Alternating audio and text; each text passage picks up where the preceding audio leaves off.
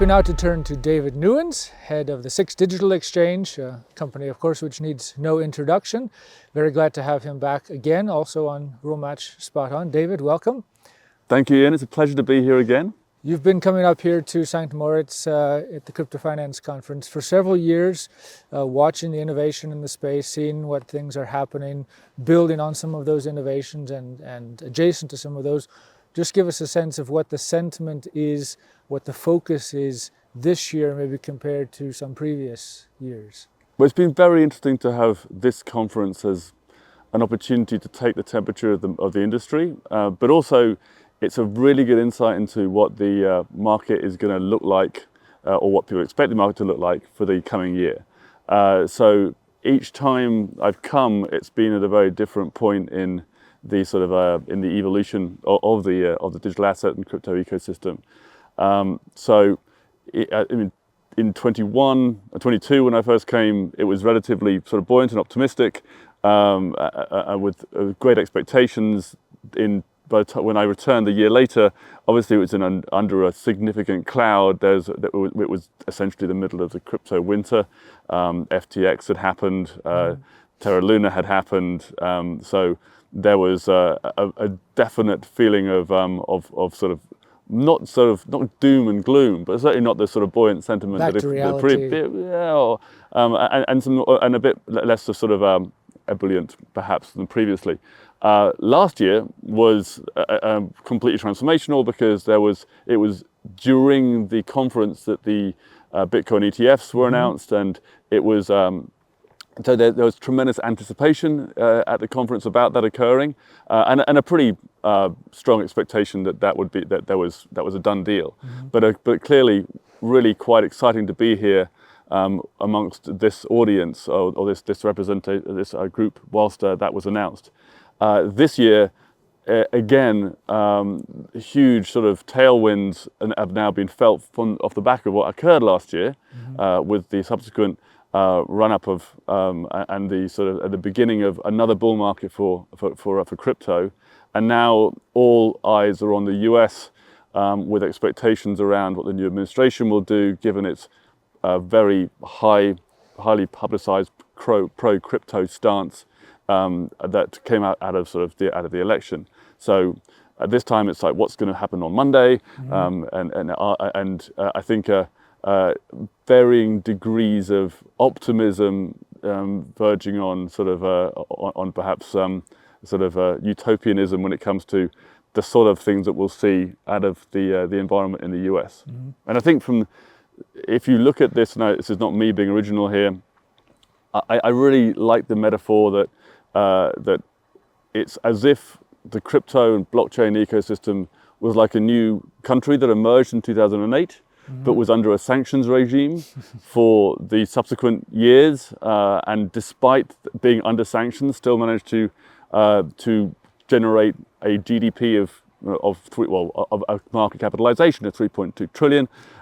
What happens now when sanctions are lifted? So what would happen to a country if that sort of size of an opportunity had been sort of building, and now sanctions were lifted, which I think is a very effective way to look at what the opportunity represents.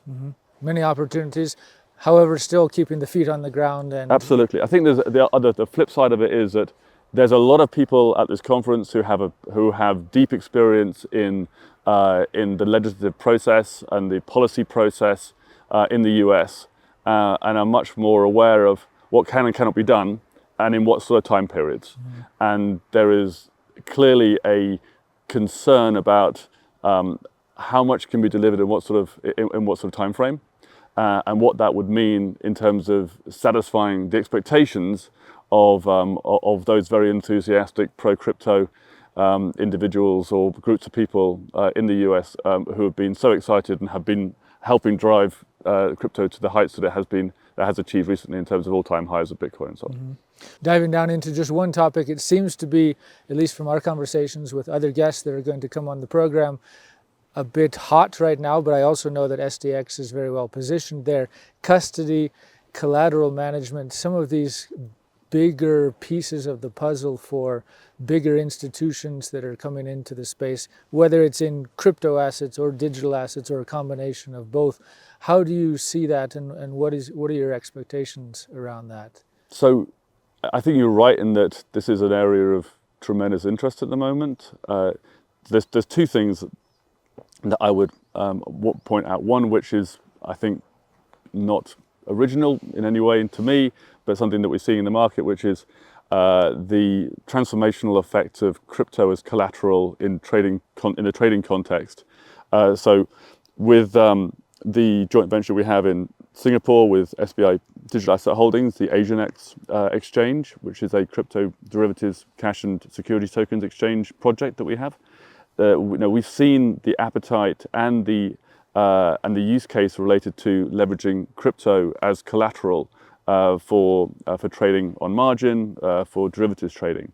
And the benefit that we see there, and that obviously this has been going on for several years now amongst crypto natives, is the extraordinary mobility and low friction that you have around collateral when it is in stablecoin, when it is in tokenized form, because you can instantaneously transfer it. You don't have to wait for end of day or T+1, or in some cases, in some contexts, even T+2, to actually receive the funds to address a margin call or to post initial margin and begin trading in the first place. It also means that you can much more dynamically manage your capital as you allocate that as collateral across different venues, depending on when you're conducting that activity. So you can have a far more efficient use of the available collateral you have as an organization. And that is pretty transformational versus the existing sort of ecosystem with traditional in a traditional context. So that's one thing that we're definitely seeing. The use of collateral alongside, or use of crypto as collateral alongside traditional, I think that's an area that has not been explored, but is absolutely going to be critical as we bring institutional players into this ecosystem who will hold collateral in both forms. They will both have traditional securities as well as increasingly crypto as collateral that they want to be able to manage effectively and efficiently through the same interface, through the same piece of functionality. So that's a solution that we as SDX have been building in conjunction with the traditional part of Six Group, which runs, for instance, the repo platform here in Switzerland and has decades and decades worth of experience around exactly providing those sort of services within the traditional context. So bringing those two worlds together, I think, is an essential enabler for the adoption of crypto as an asset class for the traditional institutional space. And custody as part of that, you have to have custody to actually enable the effective management of collateral in that particular context. You have to have an institutional grade custody solution that has power of attorney over over that collateral, so that you can actually treat that in the same way that you do as a custodian in the traditional infrastructure, where you're again providing collateral management solutions for whether it's for repo or the TPA type activities. That's something we're working together and that's a big announcement with you guys last year, which we're very excited about, because we believe that it's certainly within Switzerland the fit between RULEMATCH as an entity that's focusing on being a regulated platform appealing to the institutional space with institutional grade infrastructure, combining that with the financial market infrastructure provider in Switzerland, sort of the custodian par excellence in the space, but in the context of digital is, I think, a really a perfect match. You alluded earlier to the US elections, and obviously that's on a lot of people's minds, kind of one marker for 2024. Now the stars seem to be aligned for lots of great things in 2025. How fast do you think things will really move forward if you think about the US and how that will trickle down into the global crypto market? Do you think that's going to be quite as fast as people say, or what is your expectation? Not as fast as some people will want it to be, but as I mentioned before, the expectation that we'll suddenly have clear and effective crypto regulation in the US, that's not something that will happen suddenly. Certainly in the near term, you'll see changes in terms of obviously enforcement actions and so on. So as the regime changes I think the behaviour will be the first thing that you'll see will change from the regulators. So regulation by enforcement will be something which is that's something in the distant past that's gone. But actually, it is problematic around the fact that there isn't necessarily that policy changes are harder to achieve, and ultimately, actually implementing new regulation is a time-consuming activity and is inherently bound up in the political process and the political cycle in the US. So that might be something that takes more time than is that there is an expectation around, and I can see that there might be some frustration and some degree of friction that emerges from that as the hopes are not realised as in the timeframes expected. That having been said, one of the great drivers I think of crypto adoption is also the direction of price action, and that just brings in more activity into the space and more focus on the space and more legitimacy around the space. So I think that's something which is also will be a driver of investment in this area and new projects and activity. In addition, anything that can be achieved through an executive order, which I think again there's an expectation of an enormous list of executive orders that are going to come out after Trump inauguration. So could be faster. There are things that could happen quickly. So whatever emerges around a Bitcoin strategic reserve, the repealing of SAB 121, which will achieve enable custodian of the custody of the assets in the US. So both of those things would be big drivers in and of themselves. So there are things that are going to happen in the short term, but there is a need for certain activity or certain banks, and when they're conducting their activities, to get regulatory clarity about what is and is not allowed.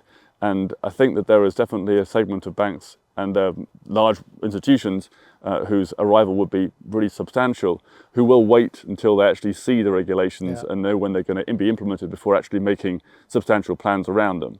So there'll be pre-positioning sort of entities who are a bit more aggressive about what their positions are, what they think is going to happen, and then there'll be ones who actually wait and see to some extent. But overall, massive tailwind compared to the headwind. And then the whole issue about debanking and everything, that goes away too, right? Because I think that's something which can happen instantaneously, right? Just stop that sentiment. Yeah. And just speaking of a strategic Bitcoin reserve, that would be a custody topic as well, right? The US government's going to hold crypto. Everyone else want to hold crypto as well. I think that's a huge driver both of obviously price action, but also expectation around what sort of entities are going to be worth trusting in this context, because there's nothing more important when it comes to crypto actually than where you're custodying it. It doesn't really. So where it is today, where it is tomorrow, is nothing like as important as if it just disappears altogether. Yeah, exactly. Super, very interesting, David. Thanks for jumping in and chatting with us today. A pleasure, Ian. Super. Thank you for inviting me. Great to be here. Stay warm, and we'll catch up again soon. Thank you very much. Yeah.